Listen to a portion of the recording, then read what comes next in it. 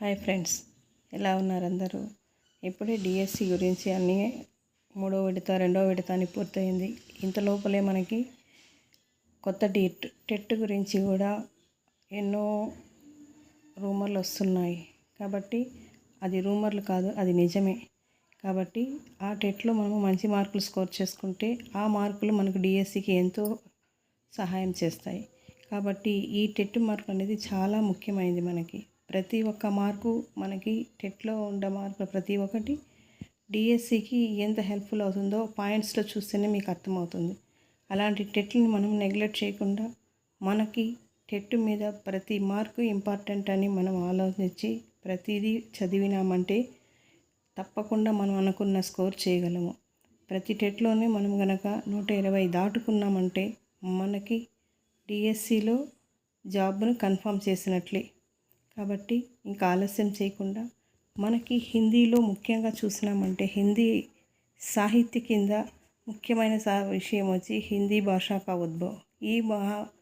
హిందీ భాష ఎలా ఉద్భవించింది అన్న దాని మీద ఒక చిన్న స్టార్టింగ్ బేసిక్ చూసుకున్నామంటే దీని తర్వాత మనం కంటిన్యూ చేద్దాం. యాక్చువల్గా మనం చూసామంటే భారత్లో ముఖ్యంగా హిందీ భాష ఎక్కడి నుండి వచ్చింది, ఎలా వచ్చింది అనేది చాలా ముఖ్యం. దాని మీద మనం చూసామంటే हिंदी भाषा का उद्भव गुरिंची ఒకసారి చూస్తాం. भारत में प्रमुख रूप से आर्य परिवार एवं द्रविड़ परिवार की भाषाएं बोली जाती थी. మొట్టమొదటిగా మనం చూసుకున్నామంటే మనకి మన భారతదేశంలో ఏ భాషలు అనేది ఉంది అంటే భారతదేశాన్ని ముందుగా రెండుగా విభజించుకున్నట్టే మనకి ఆర్య పరివారు, ద్రవిడ పరివార్ అని రెండుగా విభజించినారు.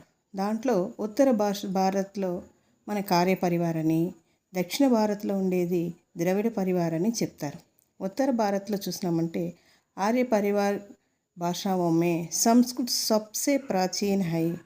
మనము మహాభారతం చూసామంటే దాంట్లో మనకి క్లియర్గా అర్థమవుతుంది. అక్కడ మహాభారతంలో ప్రతి ఒక్కరూ ఆర్య అని పిలుస్తారు. ఎందుకంటే ఆర్య పరివారం నుండి వచ్చినవదే కాబట్టి. అదేవిధంగానే ఈ ఆర్య భాష జిస్కా ప్రాచీనతम ఋగ్వేద్ మే మిల్తా హై. సరే, ఈ ఆర్య భాష అని మనకు తెలుసు కదా. ఎలా తెలిసింది అంటే ఋగ్వేదంలో చూసినామంటే మనకి దాని గురించి కావాల్సినంత విషయాలు తెలుస్తాయి. ఇసికి ఉత్తరధారికారిణి హిందీ హై. ఆ ఆర్య భాష నుండి ఉద్భవించింది ఈ హిందీ భాష.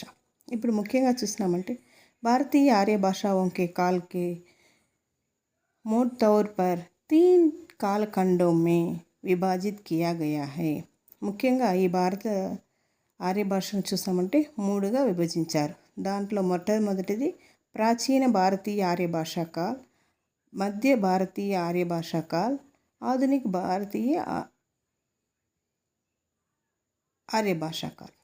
మొట్టమొదటిగా చూసినామంటే ప్రాచీన భారతీయ ఆర్యకాల్.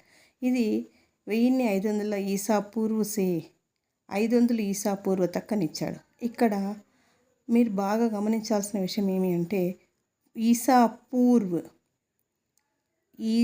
ఈస్వీ తక్, ఈస్వీ పూర్వ్ తక్, ఈ రెండు మధ్య తేడా మనం చూసుకోవాలి. చాలామంది నెంబర్ల వరకు గుర్తు చేసుకుంటారు కానీ ఆ ఈస్వీ పూర్వ్ అనేది, ఈస్వీ అనేది కొంచెము కన్ఫ్యూజ్ అయిపోతుంటారు. కాబట్టి మనము ప్రాచీన భారతీయ ఆర్య భాషా కాల్ అంటే 1500 ఈస్వీ పూర్వ్ సే 500 ఈస్వీ పూర్వ్ తక్ అని, మధ్య భారతీయ ఆర్య భాషా కాల్ అంటే ఈస్వీ పూర్వ్ సే 1000 ఈస్వీ తక్ అని, ఆధునిక భారతీయ ఆర్య భాషా కాల్ అంటే 1000 ఈస్వీ సే అప్ తక్ అంటే ఇప్పటి వరకు అని మనం కొంచెం గుర్తించాలి.